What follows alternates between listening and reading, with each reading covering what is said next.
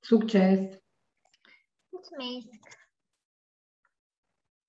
Bună seara! Așa cum v-am obișnuit, numele meu este Elena Burcă, sunt farmacist de profesie și în această seară am ales să vă vorbesc despre ateroscleroza și de ce această afecțiune reprezintă un factor de risc pentru viața noastră. Ce este ateroscleroza? Vorbesc de o afecțiune care se traduce prin depunerea unor plăci de grăsime în interiorul vaselor de sânge, astfel încât lumenul acestor vase este blocat în timp, din păcate, ducând și la formarea unor cheaguri de sânge. Ce sunt aceste plăci? Sunt plăci care conțin lipide și celule inflamatorii, țesut conjunctiv și celule musculare netede. Ce vreau să punctez este că am lăsat imaginea asta pentru că vreau să vă uitați la acei trombi, au formă de jeleuri presate cu buricul degetelor și e foarte important să conștientizăm faptul că acești trombi la suprafața membranei au o consistență lipicioasă, dacă vreți. De asta m-am și exprimat și le-am asemănat cu niște jeleuri. În momentul în care vasul de sânge artera, da? Canalul se îngustează datorită acestor plăci de grăsime formate, acești trombi trec destul de greu prin acel canal îngust și intersectându-se unii cu alții favorizăm formarea de cheaguri, da? De trombi. De asta este un factor de risc pentru că în timp, iată că afecțiunea generează infarturi de diferite tipuri și accidente vasculare cerebrale și mortalitatea este una destul de ridicată. Care sunt factorii de risc când vorbesc de această afecțiune? În primul rând, diabetul. Trebuie să aveți în vedere faptul că persoanele cu diabet sunt predispuse cu predilecție și la ateroscleroză, aduc în vedere și neuropatia, nefropatia și retinopatia, adică afectarea aparatului ocular, a rinichilor și a terminațiilor nervoase. Aici apare și piciorul diabeticului, da?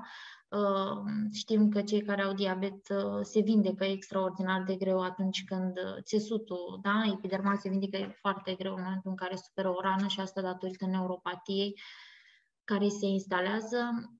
Fumatul este un alt factor de risc și aici nu vreau să cert pe nimeni pentru că nu acesta este rolul meu, dar dacă ați putea să reduceți din numărul de țigări pe care le fumați zilnic ar fi foarte bine. De ce? Pentru că fumatul în timp duce la îngroșarea sângelui, da? Și dacă avem și lumenul acela al canalelor destul de îngust, vă dați seama că dacă el mai este și îngroșat, în timp generăm, Doamne ferește, condiții ireversibile.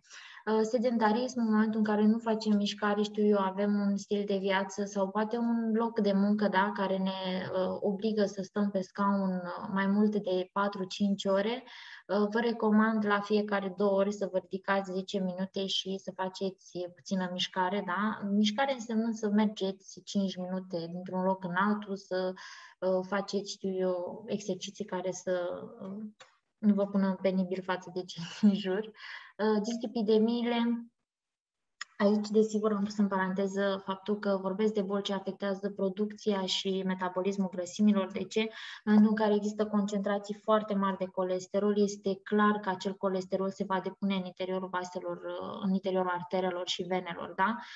Trebuie să am în vedere, în primul rând, concentrația de colesterol și să realizez prin intermediul diferitelor suplimente și alimentației, da?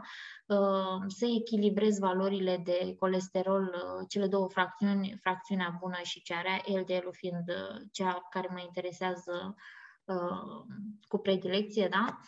De asemenea, stresul, sunt persoane care pe fond de stres, din cauza că nu reușesc să managerieze stresul cum trebuie, somatizează și produc mai mult colesterol, da?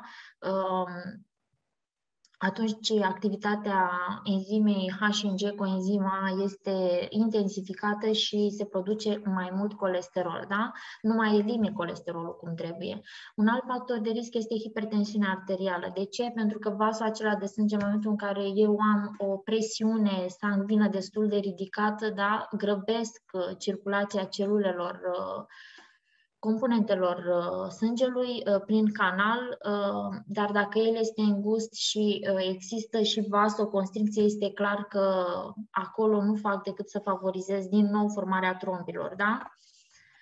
Semnele aterosclerozei. Vreau să precizez faptul că ateroscleroza în principal nu este asimptomatică. Da? Aceste semne care apar aici, să știți că apar de obicei în momentul în care boala este într-o fază destul de avansată, dar am zis să vi le aduc la cunoștință pentru că și în al 12-lea ceas este bine să conștientizăm și să mergem să ne facem analizele necesare ca să putem identifica afecțiunea de care suferim, astfel încât să putem acționa în sens curativ și pe viitor și profilactic. Așadar, dacă ai dureri abdominale, dacă ai o slăbiciune sau simți o lipsă a forței musculare la nivelul membrelor, da, ai tulburări de vedere, un discurs incoerent, tulburări de memorie, iar asimetria de la nivelul adică forma feței nu mai este una asimetrică, precizez că aceste simptome sunt de obicei și cele care sunt asociate accidentului vascular cerebral, este clar că trebuie să mergi la medic. Datorită faptului că această afecțiune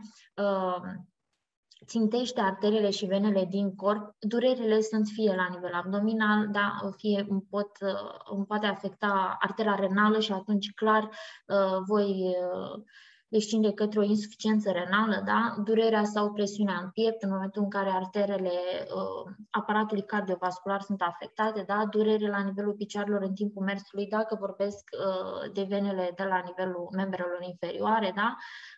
Dacă am o hipertensiune arterială sau, cum spuneam, insuficiența renală. Tratamentul adjuvant și ce ar trebui să facem pe lângă suplimentare, dacă vreți, sau de ce avem nevoie de suplimente. Am nevoie să scad nivelul de colesterol, da?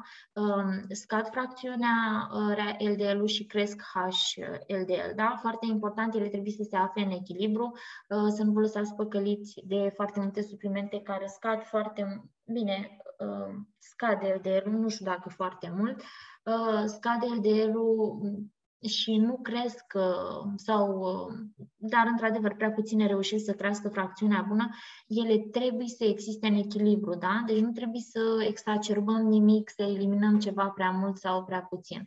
Trebuie să dilat vasele de sânge. Este vorba de pacienții hipertensivi, pacienții care au ischemie cardiacă, da? La acești pacienți eu trebuie să mă orientez astfel încât să vin și să înlătur acea presiune pe vasul de sânge și să reglez presiunea arterială. Trebuie să stimulez diureza astfel încât să scad tensiunea arterială. Cu cât eu favorizez eliminarea de scad retenția de apă care se impune la pacienții cu hipertensiune, este clar că ajung să reglez și tensiunea arterială. Trebuie să normalizez glicemia, da? Aici vorbesc la pacienții cu diabet. Trebuie să aibă diabet de tip 2, zaharat, da? Trebuie să aibă o alimentație cântărită, el trebuie să știe care este aportul caloric, care este aportul glucidic pe care el îl are în fiecare zi, da? Nu mai are rost să mai spun faptul că trebuie să existe un control al aportului de dulciuri, da? Adică ele trebuie eliminate. Vă zic asta pentru că cu cât înaintez așa în viață, întâlnesc foarte mulți pacienți cu diabet care nu conștientizează faptul că nu au voie dulciuri, nu mai spun din comerț, aleasă o travă. Reglarea tensiunii arteriale, așa cum am spus, da, prin diferite produse, fie că vorbesc de păducel, fie că vorbesc de resveratrol, da, sunt tot felul de opțiuni care să vă ajute să reglați tensiunea arterială, punctez reglați, da, pentru că nu vreau nici să inhibați o funcție astfel încât să vă declanșați dureri de cap, constipație, gură uscată, tuse seacă, da? Foarte important. Scăderea viscozității sângelui, da? Fumătorul. fumătorul are viscozitatea sângelui destul de ridicată și atunci eu trebuie să administrez produse astfel încât să vină și să îmi fluidifice sângelui, da? Să nu ajungă în punctul în care plachetele acelea să se unească și să formeze cheagurile. Strategia de care vreau să ținem cont și campania pe care Fundația o are în desfășurare este strategia 5S, da? Învață să trăiești conștient, învață să-ți asumi alegerile pe care le faci și iată că aici ai 5 pași de care trebuie să țin cont. Trebuie să ai o alimentație conștientă, este vorba de acel raport 3 sferturi legume, 1 sfert fructe, o alimentație cât mai bogată în grăsimi nesaturate, da? Trebuie să faci mișcare fizică. Nu ai cum să ai un stil de viață sănătos dacă tu nu faci mișcare fizică, pentru că ai nevoie de a te mișca. Ai nevoie să-ți pompezi, da? Sângele ăla trebuie să ducă micronutrienții de la un organ la altul, trebuie să fie capabil să-ți elimine toate toxinele, da? Care ajung în limfă. Ori dacă tu nu faci mișcare și ai un stil de viață sedentar, lucrurile acestea se vor întâmpla, dar cu un randament mult mai scăzut. Purificarea. Trebuie să ai în vedere consumul de apă, cel puțin 2 litri de apă pe zi. Sincer, eu recomand 2,5, mă duc și la 3 litri de apă pe zi, pentru că cu cât spui unui pacient un consum mai mare de apă, te asigur că acel minim va fi aproape de limita normală, da? Consumă apă. Încearcă să abordezi un stil de viață în care consumul de carne să nu fie zilnic, da? Fie că ții post, fie că nu alegi să ții post, totuși trebuie să ai în vedere că carnea este plină de toxine, da? Proteina animală vine și ți încarcă, nu că ți încarcă, solicită foarte mult din energia pe care organismul tău o are. Ori dacă tu alegi să ai cel puțin 2-3 zile pe săptămână în care să nu consumi proteina animală, dai șansă organismului tău să-ți redirecționeze acea energie către diferite organe și sisteme, astfel încât să mai elimini toxine, da? Suplimentarea adecvată. Este de la sine înțeles că avem nevoie de suplimente și e foarte important să alegem suplimentarea cât mai aproape de naturalitate, dacă se poate 100%, da? Trebuie să facem, dacă vreți, alegeri înțelepte în acest sens, pentru că suntem contaminați și atmosfera este contaminată, solul este contaminat, nu ne mai gândim unde aruncăm plasticul care va trăi atâția mii de ani în sol, da? Nu mai există culturi bio, din păcate, pentru că avioanele survolează constant deasupra noastră și stratul de ozon s-a subțiat extraordinar de tare. Toate aceste lucruri, să știți că duc la scăderea micronutrienților în legume și fructe, oricât de bio ți-ai fi făcut tu producția acasă, da? Și, în ultimul rând, dar cel mai important, managementul stresului. Suntem mașinuțe și avem această masă de celule pe care nu reușim să o controlăm și pe care ne dorim tot sufletul să o controlăm și din cauza aceasta generăm foarte multe răspunsuri din partea organismului și asta pentru că noi n-am înțeles că noi nu trebuie să ne controlăm corpul, noi trebuie doar să-l respectăm, noi trebuie să-l înțelegem și să-i furnizăm ceea ce el are nevoie, nu trebuie să venim și să-l sufocăm cu lăcomia și cu lipsa asta de cumpătare, da? În momentul în care stai la masă și consumi peste limită, da? În loc să-ți iei o porție, ți iei 2. Toate aceste lucruri nu fac decât să vină și să genereze tot felul de reacții adverse din partea corpului, da? Și așa cum am spus în deschiderea, în promovarea pe care am avut-o pe online a acestui eveniment, da, așa este, să știți că sufletul și materia noastră sunt asemenea unui izvor nesecat și sunt capabile tot timpul să vină cu resurse astfel încât noi să reușim să facem față. Dar pentru asta noi trebuie să reușim să-l înțelegem și să-l respectăm. Da? Nu îți sufoca corpul cu ceea ce nu ai nevoie. Aliații din natură pe care ne putem baza când vorbim de cei care vin să ne ofere sprijin în profilaxie, dar și în scop adjuvant, iată că vorbesc de acizii grași omega-3, nesaturați. De ce? Pentru că contribuie la menținerea unor nivele optime de colesterol în sânge. Vorbesc de colesterolul total plasmatic, da? Dar și de fracțiunea LDL-colesterol. Susțin procesele anticoagulante, așadar iată că prin aportul de omega-3 eu reușesc să înfluidific și sângele, susțin buna funcționare a aparatului cardiovascular, pentru că omega-3 este cardioprotector și vreau să dau un exemplu aici. Vreau să vă gândiți la populația din nordul Europei, da? Că vorbesc de Estonia, Lituania, Norvegia, să știți că acolo incidența bolilor cardiovasculare, incidența dislipidemiilor și aterosclerozii este foarte mică și asta din cauza că ei sunt consumatori de pește oceanic, au un aport constant de omega-3 și iată cât de important este că, având în alimentația lor acest aport, reușesc să reducă semnificativ din incidența mortalității din spectrul acestei boli. Orezul roșu fermentat. Aici mă refer la monacolina K, da? Care este extrasă din orezul roșu fermentat, care reduce cu succes fracția LDL din sânge, da? La nivel plasmatic, protejează vasele de sânge, așadar este cardioprotector și menține funcționarea normală a inimii și a întregului aparat cardiovascular, tot ceea ce înseamnă. Un alt produs care vine să ne ajute, să știți că produsele sunt nenumărate, eu am ales câteva destul de importante. Strugurii, deoarece susțin o bună funcționare a aparatului cardiovascular și nu numai a sistemului imunitar, vorbesc de un produs care are concentrații foarte mari de antioxidanți, da? Reușește să mențină o fluiditate sanguină, așadar va contribui la împiedicarea formării acelor trombi, susține metabolismul lipidic hepatic normal. La ce mă refer aici? La acel grăsimi care nu se vor mai depune la nivel hepatic, astfel încât noastră să ajungeți să dezvoltați steatoză hepatică.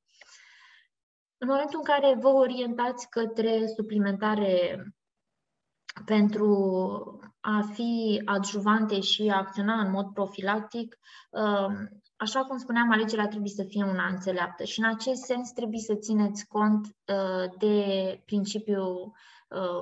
anumite principii. În cadrul acestei companii, aceste principii stau sub umbrela standardului de aur, da, a companiei DuoLife.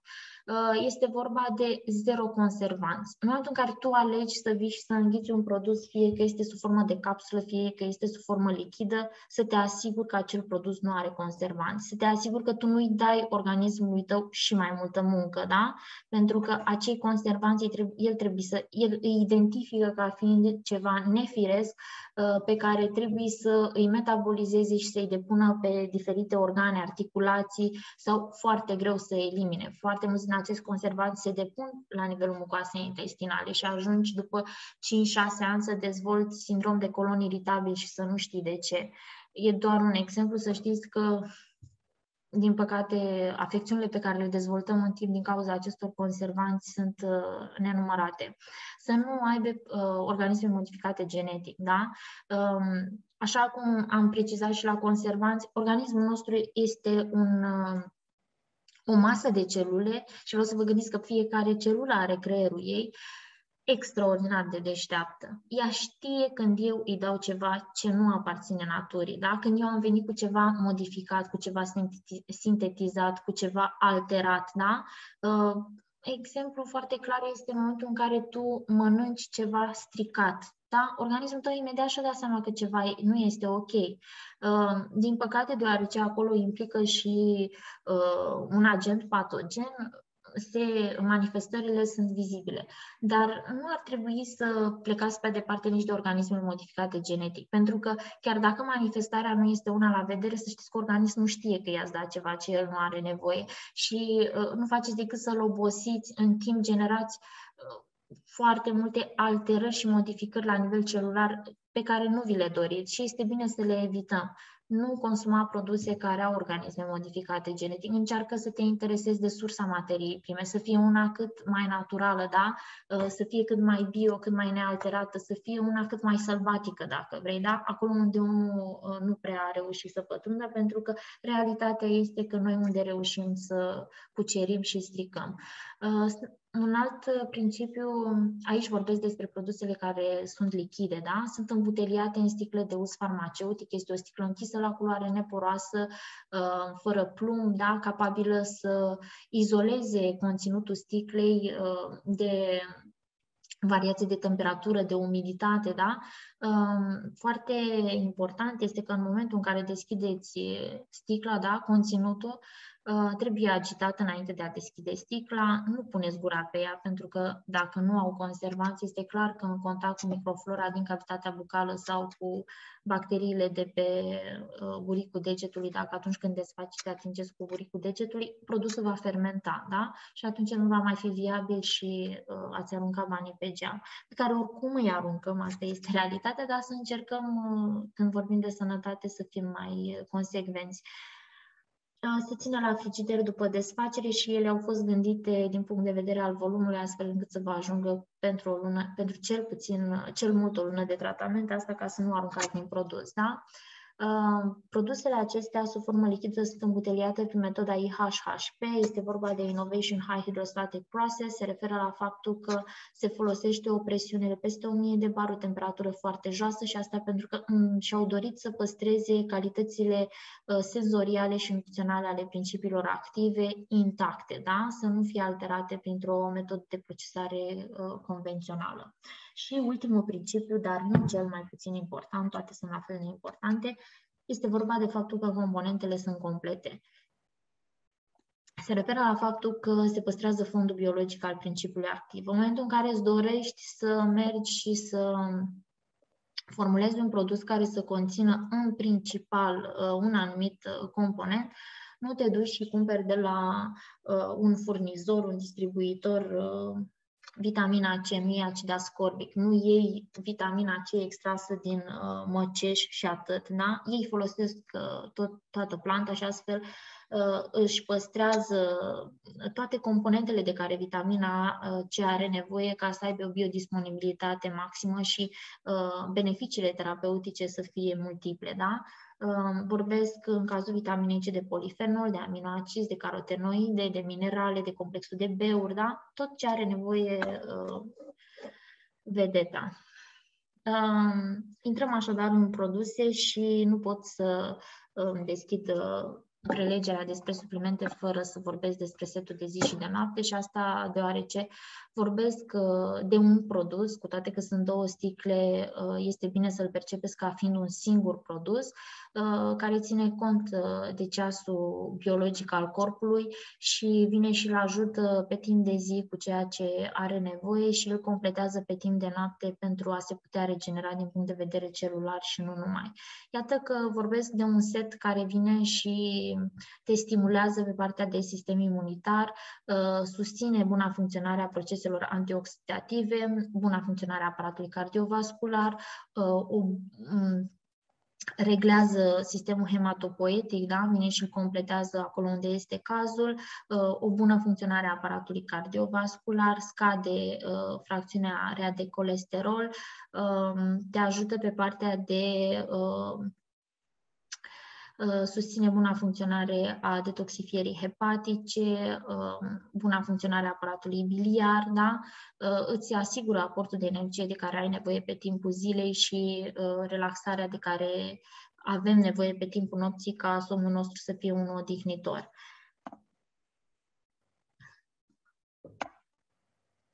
Regen Oil, am ajuns la omega-3.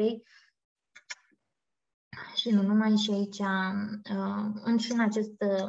în acest produs regăsim și vitamina K2M, K7, vitamina A, vitamina E, vitamina D. Precizez că producătorul denumește acest produs ca fiind aurul lichid și nu degeaba, înglobează 13 uleiuri esențiale din semințe presate la rece, așadar grăsimile nu sunt alterate, da? Nu se oxidează și în acest sens au un extract de cătină și de măcești ca și în timpul utilizării acestui produs grăsimile să rămână nesaturate și să nu se oxideze, da? Să se păstreze toate calitățile acizilor grași de care eu am nevoie. Desigur că te va ajuta și pe partea de sistem imunitar, de funcție respiratorie, de tract digestiv, funcție cognitivă, aparat ocular, dar foarte important este sistemul osteoarticular, dar foarte important este că te va ajuta pe partea de grăsimi, da? De colesterol, reglează acțiunea trigliceridelor, de asemenea scade fracțiunea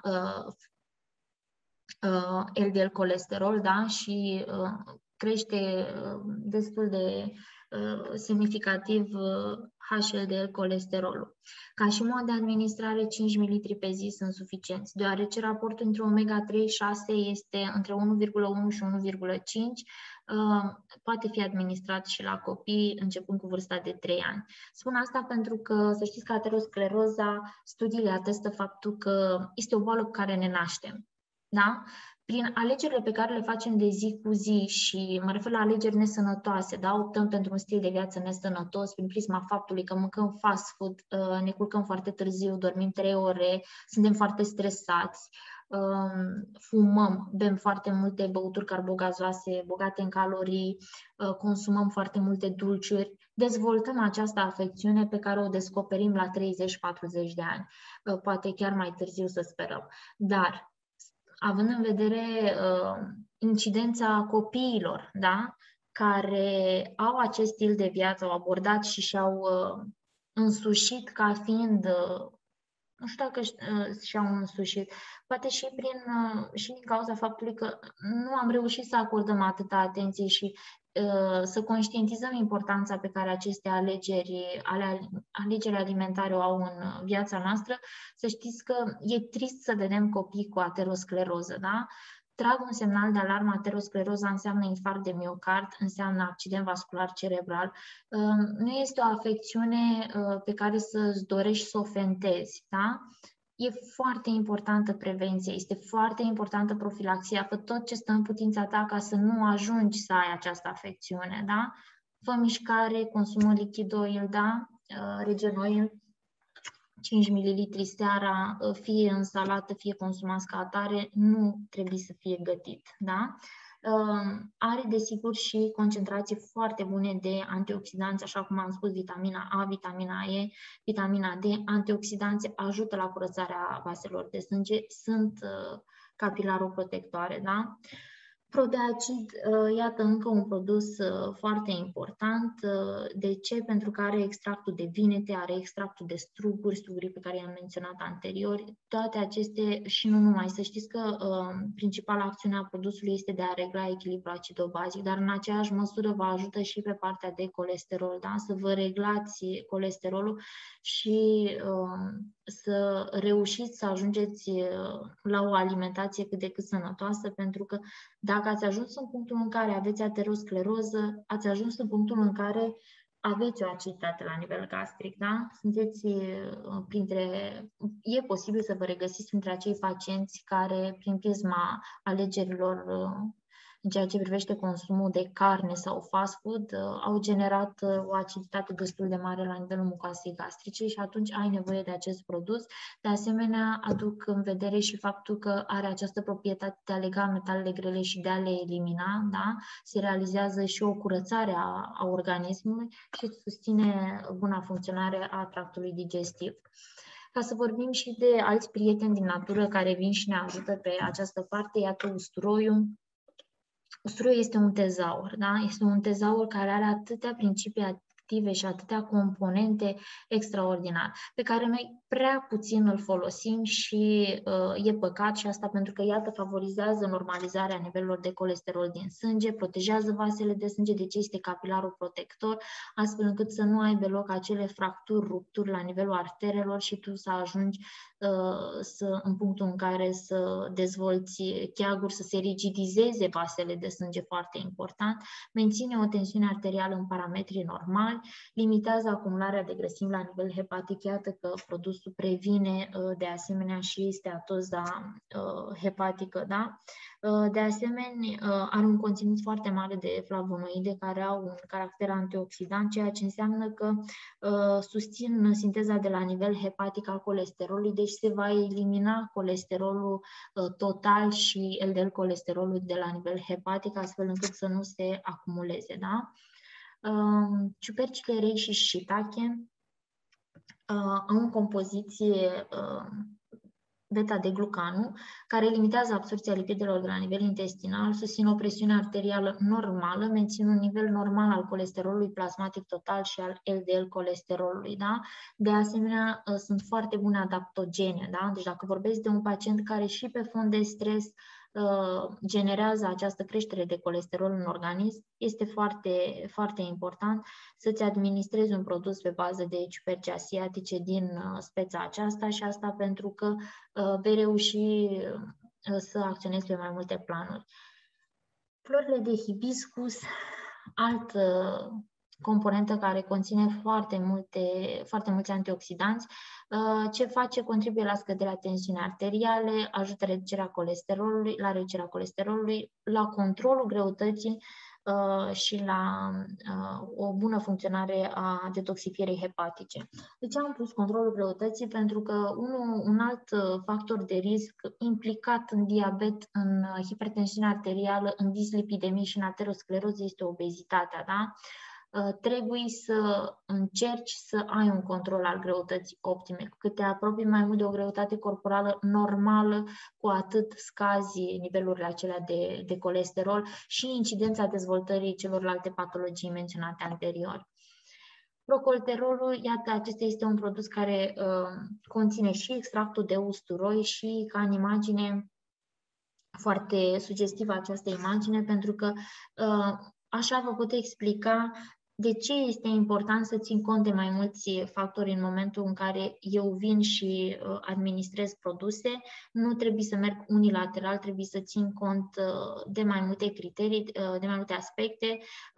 Vreau să vă imaginați vasul de sânge ca fiind acesta, da, artera. În imagine nu se vede, dar sunt niște aripioare pe canalele de sânge, da, pe canalele arterelor, care au marea răspundere de a ridica sângele în sus, pentru că noi știm, funcționăm sub influența forței gravitaționale care ne trage în jos, de asta noi nu plutim, ce trist, nu e trist, forța gravitațională ne ține cu picioarele pe pământ și este bine să fim realiști. Deci are această mare răspundere de a trimite sângele înapoi spre inimă, da? Pentru mica și marea circulație de care depindem pentru a trăi. În momentul în care se formează aceste plăci de ateron, da? Plăci de grăsime, gândiți-vă că acele aripioare sunt blocate, da? Deci nu mai are cine să împingă sângele în sus. De asemenea, vasul se îngustează. El stă așa o perioadă foarte lungă de timp. Ce înseamnă asta? Înseamnă că acești pereți se rigidizează în timp capătă această formă, da? Pentru că sunt îngreunați, mai apare și vasoconstricția dacă vorbim de un hipertensiv, de asemenea dacă vorbim de un fumător, sângele este mai gros, da? Și vreau să vă imaginați cât de dificil este cu acele plăci, știți cum se formează, cum se rigidizează aceste vase de sânge, asemenea unui picior pe care îl puneți în gips sau unui membru pe care trebuie să îl țineți în gips ca să se refacă, da? Foarte dificil ulterior să venim și să reparăm. Se repară, dar foarte greu. Și tot timpul punctez ceea ce e stricat în ani de zile nu poți rezolva într-o perioadă scurtă de timp. Așa cum ai stricat în 20 de ani, trebuie să ai răbdare și aștepți rezultatele cel puțin pe o fereastră de 3-6, undeva la 9 luni. Da? Deci tu ai nevoie și de ceva care să acționeze pe elasticitatea vasului, da? Care să vină și să-i redea forma inițială, ceva care să-ți lubrifieze vasul de sânge. Ai nevoie să scapi de acele plăci de ateron, ai nevoie să fluidifici sângele ca să circule cum trebuie, da? Produsul, ca și mod de administrare, 2 capsule pe zi, are marea răspundere de a regla acțiunea enzimelor, trigliceridelor, da? Vreau să zic TGOP și îmi scap acum, am un lapsus, scuze. acțiunea transaminazelor, scuze, de a regla acțiunea transaminazelor, de a echilibra valorile de colesterol și de a elimina colesterolul total plasmatic, astfel încât să ai valori normale, da? Proselectul este produsul care vine și îți susține buna funcționare hepatică, de asemenea și sistemul imunitar, da? Pentru că este implicat direct în buna funcționare a ficatului. Când vorbesc de ficat, vorbesc de cea mai mare glandă din corp, care are multiple funcții, peste 500 de funcții, și are această mare autoritate, dacă vreți, da? Este ceva fără de care noi n-am putea funcționa. Fără de care n-am putea funcționa, trebuie să aibă această capacitate de a filtra tot ceea ce îi dau de zi cu zi, de a elimina ceea ce eu nu am nevoie, de a metaboliza medicamentele pe care îi le dau, să păstreze principiile active și să elimine atât cât poate excesul de metaboliți, să ducă către organe ceea ce au nevoie, micronutrienții, da? Și substanțele active metabolizate. De asemenea, produsul prin prisma compoziției, aici regăsesc extractul de reishi și shiitake, da, acele ciuperci care vin și îmi reglează conținutul de colesterol și au și acțiune cardioprotectoare, sunt foarte bune adaptogene și, cum spuneam, vin și sprijină și sistemul imunitar. Sistemul imunitar este sprijinit și prin prisma faptului că produsul conține și extractul de amigdalină din sâmbure de migdală, foarte important pentru că au această capacitate de a neutraliza celulele canceroase, da? Procardiolul, nu poți vorbi de ateroscleroză fără să implici aparatul cardiovascular. Iată că produsul conține extractul de flori de hibiscus, dar de asemenea are și florile de măceș, are foarte multe componente care vin și furnizează antocian, proatoncian și antioxidanți, da? De care corpul are nevoie. Reglează tensiunea arterială, reglează pulsul cardiac, fluidifică sângele, la fel previne ateroscleroza și asta pentru că reduce colesterolul rău.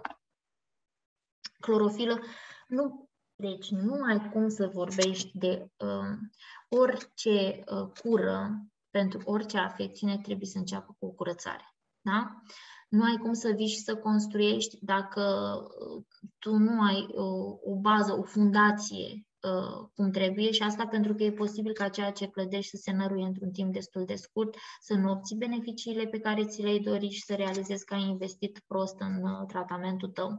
Trebuie să te cureți. Trebuie să existe acea purificare după care organismul tău strigă. Da?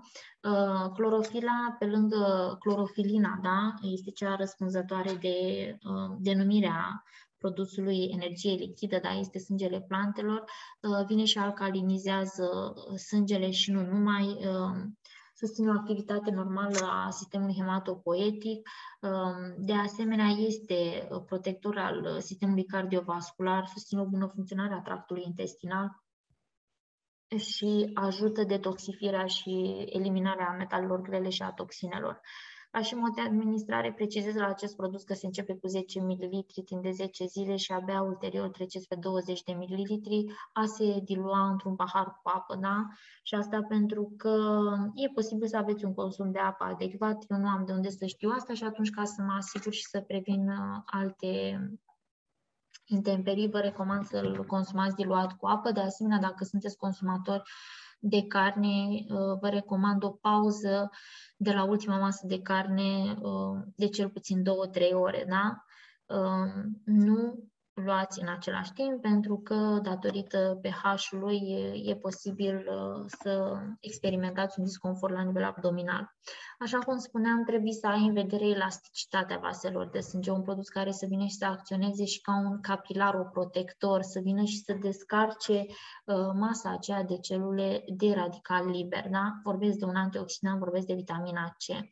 Desigur că îți va sprijini și sistemul imunitar și buna funcționare a aparatului respirator, îți va oferi energie. De ce e bine să vorbim despre energie? Pentru că, din păcate, majoritatea pacienților care suferă de ateroscleroză sunt în tratament cu statine și fibrați și, din păcate, această medicație cu predilecție ca și reacție adversă manifestă o stare de slăbiciune, oboseală, insomnii, crampe abdominale, da?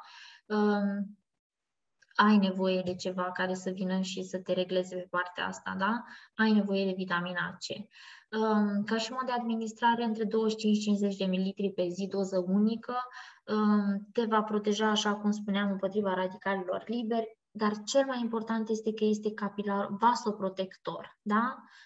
Ai nevoie de un vasoprotector. Probactilardi, nicio masă fără pește, nicio prezentare fără probiotice. Ai nevoie de probiotice. Pentru că nu doar îți reglează fracțiunile de colesterol și elimină colesterolul total plasmatic, îl reglează și pe acela, da? De asemenea, este un foarte bun adaptogen. Te va ajuta pe partea de stres, te va ajuta pe partea de control al greutății, da? Dacă ești o persoană supraponderală, acest produs te va ajuta și să slăbești, da? Desigur, dacă îl integrezi pentru rezultate mult mai bune, dacă îl integrezi și într-o cură de slăbire. Te va ajuta pe partea de sistem imunitar, 90%. Dacă vorbesc de acest produs, desigur trebuie să precizez faptul că nu vorbesc de un probiotic clasic, vorbesc de un produs inovator pe piață care are un pre- și un post-biotic. Prebioticul conține extract de Saccharomyces, iar postbioticul, să știți că are un produs obținut în urma fermentării bacteriilor și anume acidul butiric, da, care vine și completează toate întrebuințările terapeutice pe care probioticele le au la nivel de organism și vorbești de aparat cardiovascular, vorbești și de sistem osteoarticular, vorbesc de tract digestiv, de funcție cognitivă, de sistem imunitar, tot ce înseamnă sistem imunitar, da? De asta spun că nicio masă fără pește. Consider că orice produs, orice schemă de tratament trebuie să includă acest produs, indiferent care este direcția către care vrei să te îndrepți. Ai nevoie de probiotice. Mai Vlad, nu puteam să nu vorbesc despre acest produs și asta pentru că vorbesc de sânge, da? Vorbesc de artere, vorbesc de vene, vorbesc din păcate, de un sistem limfatic care și-a pierdut din proprietăți, da? Din caracteristici specifice și eu trebuie să vin cu ceva ca să-l ajut să se refacă și cum să nu aduc în vedere acest produs care mimează întru totul morfologia sângelui, da? Deci te va ajuta să menții valori normale din punct de vedere morfologic, de asemenea susține procesele antioxidante și buna funcționare a regenerării din punct de vedere celular al organismului. Foarte important este că ajută pe partea de hipertensiune arterială pentru că ajută la reglarea presiunii sanguine, da? Și așa cum spuneam, și acest produs are foarte multe, de fapt nu știu dacă am spus, dar culoarea ne dă de gol, nu-i așa, este roșu, are o concentrație foarte mare de antioxidanți, deci și acesta vine și te ajută pe partea de curățare. Cerealele High Five, la fel ca și probioticele, și acest produs ar trebui să fie inclus în orice schemă de tratament, pentru că tu ai nevoie de un aport zilnic de celule integrale, de fibre, da? De acizi grași nesaturați, care să vină și să te ajute pe lângă aportul de suplimente pe care tu îl aduci. Vorbesc de produse care stimulează microflora la nivel intestinal și aici aduc în vedere toate beneficiile pe care le-am discutat la Probactilardi. Vorbesc de un adaos de omega, da? De acizi grași. Conține 3 sferturi legume, un sfert fructe, da? Deci respectă proporția de care noi avem nevoie pentru a ne bucura, da? De eficacitatea, nu neapărat eficacitatea, dar cu tot ceea ce poate să vină cerealele să ne ajute. Aici am pus câteva sfaturi și principii de care ar trebui să ții cont dar cu adevărat să ții cont, și anume, așa cum spuneam, să ai acel consum de fructe, de cereale integrale, de legume în mod regulat și legumele consumate cât mai des sub formă crudă, da? Sau fierte și nu prăjite. Dacă ești fumător, așa cum am spus, încearcă să renunți la fumat sau cel puțin să reduci din numărul de țigări pe care le fumezi zilnic. Trebuie să combați sedentarismul făcând niște exerciții ușor moderate, da? Deci nu trebuie să te duci acum să ridici haltere, nu-ți cere nimeni asta, dar trebuie să faci exerciții. Dimineața când te trezești, fă genoflexiuni, fă diferite exerciții care să vină și să-ți stimuleze circulația. Ai să realizezi că și funcția cognitivă va fi îmbunătățită pentru că automat și sângele către creier este pompat altfel și ajuți la oxigenarea întregului organism. Da? Evită alimentele bogate în grăsimi saturate și colesterol. Vorbesc aici de margarină, vorbesc de fast food, prăjeli, da? Deci evită-le. Încearcă să ai o greutate corporală optimă. Da, trebuie să te iubești așa cum ești. Indiferent dacă ai 150 de kilograme sau 30 de kilograme, tu trebuie să poți să te iubești așa cum ești, pentru că oricum te-ar percepe alții, cel mai important este cum te vezi tu. E cel mai important. Dacă tu reușești să te iubești, altfel vei putea ține piept tuturor conflictelor pe care viața vine și ți le pune în cale, dar încearcă să nu epatezi în alimentație, da? Trebuie să încerci să consumi cât de cât regulat și alegerile pe care le faci să fie unele sănătoase. Și astfel vei realiza că controlul greutății vine de la sine. De asemenea, elimină, aici nu mai este încearcă, elimină băuturile carbogazoase bogate în calorii, redu consumul de alcool, încearcă să ai un management al stresului, da? Să somatizezi cât mai puțin, încearcă să înțelegi că tu nu ai cum să-i controlezi pe cei din jur și asta pentru că cei din jur nu ți aparțin, nu sunt ai tăi. Fiecare acționează așa cum simte și suntem oameni diferiți, suntem construiți diferit, avem experiențe diferite. Este impropriu să ne așteptăm la cei din jur să acționeze cum am acționat noi și atunci de ce îți creezi așteptări? Noi nu trebuie decât să ne lăsăm surprinși de cei din jur, plăcut sau neplăcut. Asta este. Suntem oameni, adică suntem o sumă a greșelilor în foarte mare parte, prea puțin a lucrurilor bune, aici mă refer la mine, și atunci nu ai cum să nu superi pe cei din jur. Ceea ce ne face pe noi deosebiți și ne diferențiază de animale este faptul că noi putem ierta și trece peste, da? Deci încearcă să nu mai ajungi în punctul în care să te enervezi, să te răzbuni, să desconsideri persoanele de lângă tine, da? Încearcă să mergi pe jos între 60 și 90 de minute pe zi și, nu-i așa, diminuă consumul de carne bogată în grăsimi, mai ales el puerco. Scoate-l, da? Încearcă să te orientezi către altfel de cărnuri, da? O carne slabă săracă în grăsimi, cum este, de exemplu, puiul, dar și ăla încearcă să ți-l procuri dintr-o sursă sigură, pentru că sunt atât de injectate cu antibiotice și cu hormoni, încât nici puiul nu mai e ce a fost.